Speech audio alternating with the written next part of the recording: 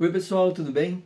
Aqui é o Gabriel e nesse vídeo de hoje a gente vai discutir um tema que movimentou um pouco o ambiente literário, pelo menos no Instagram, dos bookstagrams e de outras plataformas de rede social, divulgação, blogs, etc. nas semanas passadas, que tem a ver com, como o título desse vídeo já diz, literatura e censura, né? Isso partindo de uma ideia, de uma notícia que foi divulgada pelo jornal The Telegraph, que é um jornal inglês, um jornal, diga-se de passagem, isso é importante colocar, um jornal tradicionalmente considerado conservador, de direita, enfim, outros adjetivos nessa ordem, de um conservadorismo literário e cultural também, né? Mas essa notícia ela circulou e circulou mal na internet, né? E levantou, como sempre, um debate que volta e meia aparece, que é sobre se deve ou não se deve intervir nos textos dos autores antigos, dos autores que já são inclusive canonizados, autores que estão aí tendo suas obras republicadas por editoras contemporâneas em novas versões para novos públicos. O que fazer com esses textos, com textos do passado? Se deve cortar, não se deve cortar? É isso que eu queria discutir um pouquinho com vocês nesse vídeo de hoje.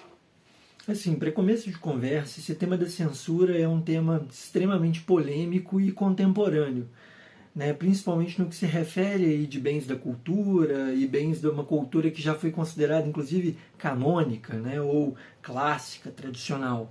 Autores aí que recebem essa alcunha e que fazem parte de uma espécie de mitologia ou de constelação de autores super consagrados, né? Mas essa ideia da censura, como eu estava dizendo, ela está muito ligada aí com esse discurso do politicamente correto, né? Isso recebe várias acepções, ora positivas, ora negativas, mas a censura ronda, né, esse lugar do politicamente correto, de qual que seria a maneira correta ou a maneira certa de se referir a determinadas etnias, a determinados povos, a determinados grupos, práticas culturais, enfim. Né, que numa perspectiva tradicional, século XIX, primeira metade do século XX, não era uma questão. Então os literatos, grandes literatos ali, grandes nomes dessas épocas, a lá Joseph Conrad, ou a própria Agatha Christie, que está sendo aí a autora em questão, que está no centro desse debate, vem tendo seus textos recentemente cortados ou modificados para se adaptar aos novos tempos e às novas demandas. Eu não vejo isso como um problema. Eu acho que existem muitas pessoas que têm formas diferentes de ver essa questão. Eu não acho que seja um problema e acho que, inclusive, a maneira de lidar com esses textos, a maneira de trabalhar esses textos, parte também de uma relação entre obras e leitores, autores e leitores, né? Na forma como esse discurso circulou nas últimas semanas, eu fui acompanhando algumas páginas que falaram sobre isso, algumas reportagens e matérias que fizeram e colocaram isso para discussão, né? E sobretudo fui ler os comentários das pessoas, né, do público leitor, sobre o que eles pensam, né, o que eles estão pensando a respeito dessas modificações, mas eu vi assim, um enxoval de comentários no sentido negativo, de que esses autores não devem ser modificados, que isso é um gesto terrível de censura e tudo mais. Mas enfim, não é com essa visão que eu concordo. O ponto é, como eu dizia, que a maior parte das pessoas, assim, a maioria quase absoluta, né, das discussões que envolvem esse tema, não consideram a existência do leitor enquanto tipos diferentes de leitores. É quase como se da obra emanassem verdades, verdades históricas, verdades culturais, verdades pessoais do próprio autor, que deviam ser comunicadas ou transmitidas para os leitores de alguma forma. E olha, gente, isso é uma grande besteira. As obras enquanto totem são um absurdo. Assim, é um absurdo pensar que uma obra é estática, que seus sentidos não são sentidos que podem ser manipulados e interpretados por diferentes comunidades e tudo mais. E considerando isso, é muito importante aí, na hora de preparar um texto, trabalhar com modificações, tentar entender como aprimorar esse texto para novas demandas. Agora, o fato de modificar esses textos para que eles alcancem mais leitores e sem ofender, isso é ok, isso é ótimo, inclusive. A gente quer mais leitores, a gente quer que os leitores progridam, inclusive, em níveis de leitura, que eles possam, inclusive, pensar criticamente sobre essas modificações. Então, fazer essas mudanças está ótimo, assim, para algumas obras vai funcionar perfeitamente. Muita coisa, por exemplo, do H.G. Wells, né, autor famoso e tal, escreveu, entre outras coisas, né, entre outras obras consagradas, A Guerra dos Mundos, né, um clássico do cinema, mas sobretudo um clássico da literatura. Ele tem muita coisa problemática dentro da obra dele. Outro clássico também, Lovecraft, é outro autor com dezenas, centenas de comentários ali que a gente, né, coloca sob suspeita. E esses comentários precisam ser revistos? Sim, isso precisa ser modificado, precisa ser repensado, nem que seja numa nota de rodapé fazendo parte do livro. A gente vive num tempo em que essas questões são urgentes, elas são necessárias. A gente não pode simplesmente ignorá-las e tratar como se obras do passado fossem intocáveis. Olha, se fossem intocáveis, não seriam republicadas. E sendo republicadas hoje, isso vem carregado de ideologia também. Assim, todo gesto de publicação, todo gesto de edição de um livro é um gesto também ideológico. E a forma de publicar, se é uma publicação limpa, entre aspas, ela também é marcada por uma série de discursos. Agora, o que eu acho mais delicado nesse caso, Agatha Christie, né, não é simplesmente o fato de o texto dela estar sendo revisitado, revisto e repensado para a sua publicação. O que eu acho mais estranho é que, em sequência, né, a decisão de não fazer modificações em Gone with the Wind, né, Gone to the Wind, não lembro qual é o nome da obra original, mas O Vento Levou, né, de Mitchell. Enfim, o fato de não fazerem o mesmo tipo de corte, o mesmo tipo de revisão nessa obra, para mim traz uma marca muito curiosa, justamente com relação aos tipos de leitor. Por quê? Porque a Agatha Christie e Roald Dahl, que é outro autor que está sendo revisto pela HarperCollins também, são considerados autores pop. Né? Pop nesse sentido de serem massificados. Né? Massificados não no mau sentido, mas de serem autores com grandes projeções. A Agatha Christie é lida no mundo inteiro, por dezenas, centenas de milhares de leitores, milhões de leitores anualmente. O Roald Dahl é a mesma coisa. Autor de literatura infanto-juvenil extremamente divulgado, faz parte, inclusive, em alguns países, né, de literatura obrigatória de colégio, igual José de Alencar e Machado no Brasil. Mas o fato desses autores, né, da Agatha e do Roald Dahl serem tão populares, né, e, sobretudo, serem consumidos em massa, massivamente por um público infanto-juvenil ou jovem adulto, torna pertinente a modificação. Aqui não é opinião minha, torna pertinente na visão de uma crítica que, né, de uma crítica e de um editorial que objetiva mais leitores e novos leitores. Agora, o mesmo não vale para obras clássicas como E o Vento Levou. Isso me deixa assim, com a pulga atrás da orelha, né? Isso é muito curioso. No Brasil, a gente poderia pegar casos, por exemplo, de uma literatura infantil ligada a Ana Maria Machado, né? Essa autora que fez a infância de muitas pessoas e tudo mais, participou dela, colocá-la em contraste com, não sei, o próprio Machado de Assis, referenciado aqui. Dentro da obra machadiana, a gente vai ter passagens que podem soar, podem ser vistas ali como elementos raciais, né? Uma marcação racial preconceituosa. Apesar de que no Machado isso ganha um tom de denúncia, enfim, não entro nisso aqui. Mas isso não seria admitível na obra da Ana Maria Machado. E eu acho isso muito curioso, né? Que passa justamente pelo tipo de leitor. Os leitores de Machado, ou dos clássicos da literatura, são supostamente, né, aqui colocando entre aspas mesmo, essa expressão, eles são supostamente mais maduros, né? São leitores com maiores competências críticas. A gente espera isso, né, de leitores de clássicos da literatura, que eles tenham maior competência crítica. Isso não necessariamente é verdade.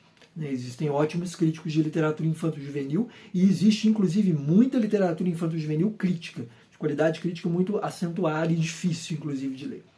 Mas, enfim, esse tipo de separação, esse tipo de divisão entre uma literatura que seria de leitores profissionais, críticos, e de leitores infantis e tal, coloca essa questão para o editorial, né? Como se fosse necessário, no caso de leitores menos preparados, né, fazer essa espécie de amaciamento da obra. Eu não sei se vocês concordam com isso, eu acho que isso tem prós, ônus e bônus, né, prós e contras, mas é uma questão que levanta para mim uma discussão interessante sobre o próprio cânone literário. O cânone, inclusive, como um objeto, um lugar, uma série de objetos, né, um panteão intocado, que não pode ser modificado. Nesse sentido, eu acho até muito importante falar sobre o lugar da literatura infantil, infanto-juvenil e do young adult, né, esse novo conceito que aparece aí dos jovens adultos. Eu acho muito importante falar dessa divisão de leitores e de estágios de leitura ao longo da vida, porque essas obras, né, em geral, são usadas como iniciação para a leitura. Então, você quer mostrar uma obra para o seu filho, né, para uma criança, você vai pegar ali um livro de contos infantis, uma literatura adaptada, um livro de fábulas, etc. E você espera que nesse livro não tenha marcas raciais preconceituosas, problemas de gênero, etc. Né? Mas se a gente for ler clássicos da literatura para as crianças, primeiro, os clássicos não são recomendados para criança, o que já é uma coisa meio estranha, né?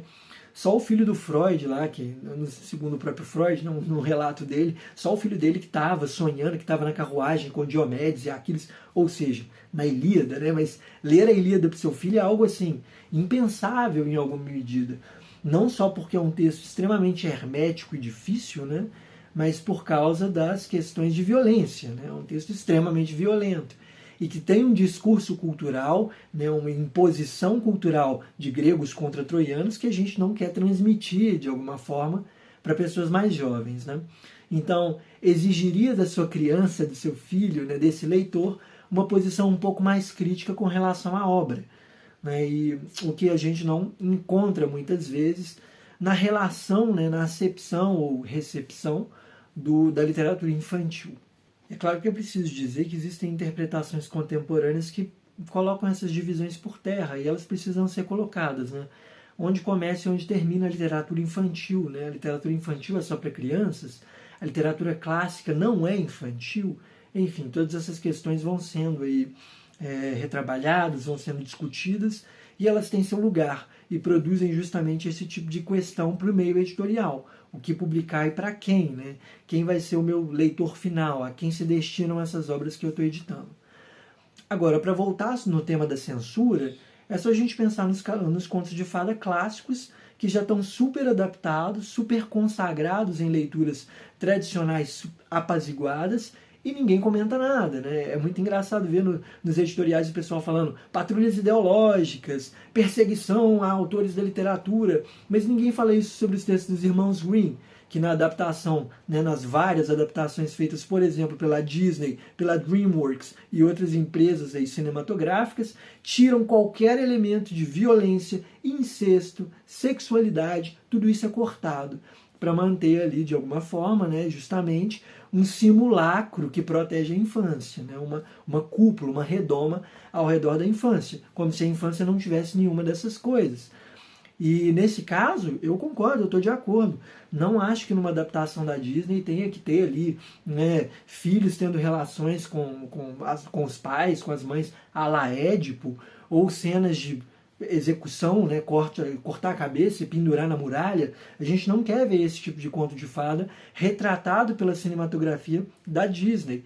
Apesar de os desenhos Donald, Pateta, Mickey, né, terem alguma coisa sádica assim, que acaba escapando. Mas enfim, nas adaptações de conto de fada, e esse é o ponto, já houve um movimento de censura. E censura num sentido positivo, né? Na verdade, não é tanto de censurar, de vocês não podem dizer com liberdade, mas uma espécie de controle e adequação de linguagem. Você quer ver violência, quer ler os contos no original? Eles estão publicados. Os contos dos irmãos Grimm, se não me engano, foram publicados pela editora 34, em versão capa dura, contos completos, ou quase todos, pelo menos. Se você quer ter acesso a esse conteúdo supostamente censurado, vá até lá. Né? A mesma coisa vale para esses autores que são consagrados. A Agatha Christie ser publicada numa nova edição com seu texto modificado não impede que você, leitor, procure outra edição para ver o que ela está falando lá, o que foi cortado, o que foi adaptado. Eu acho que é uma postura ética por parte das editoras colocar em nota de rodapé ou no começo dos livros a descrição das modificações feitas. Por exemplo, página tal, aqui houve modificação, né? Trecho tal, retiramos conteúdo racial aqui, né? Que é racista, etc., né? Para que essa obra alcance a sua função de entretenimento, inclusive, né? racismo e essas outras coisas não compõem entretenimento, elas não são legais, não são engraçadas, pelo menos não no discurso cultural que a gente vive nele hoje, que é um discurso democrático, de abertura, enfim. Né? Isso precisa de fato passar por revisões. A grande questão é como revisar isso. Mas nesse caso da Agatha Christie eu concordo, eu acho que o texto dela precisa ser revisado sim, sobretudo por ser uma autora de grande projeção e que forma leitores. Né? As pessoas normalmente começam com a literatura do Arthur Conan Doyle, né? O Doyle, que é autor de Sherlock Holmes, com a Agatha Christie, né? Antes de, sei lá, passar para um Borges, que também vai escrever literatura policial, mas num outro viés, misturando a ideia do entretenimento com uma ideia de cultura clássica, o lugar da Argentina na literatura ocidental, que vai para um discurso muito mais complexo, vamos dizer assim, que não tem uma finalidade de entretenimento que se sobrepõe a um discurso histórico-cultural, né, e estético, no caso do Borges, pelo menos. Enfim, com isso eu encerro esse vídeo, pessoal. Um vídeo um pouco mais breve, mas eu acho que fazer esses vlogs assim de vez em quando, trazendo esse tipo de conteúdo e questão é importante. Mas eu queria ouvir de vocês o que vocês pensam, né? O que você pensa disso, se você encara o gesto de edição e revisão da obra do Roald Dahl e da Agatha Christie e da própria Mitchell, né, do Vento Levou, que não vai passar por revisão, como que você interpreta isso? Como que você lida com esse tipo de policiamento, né, ligado ao meio editorial e ao meio de recepção dos leitores? Né? Deixa nos comentários aí que eu vou adorar discutir e falar um pouco disso com vocês. Obrigado por ter assistido e até a próxima.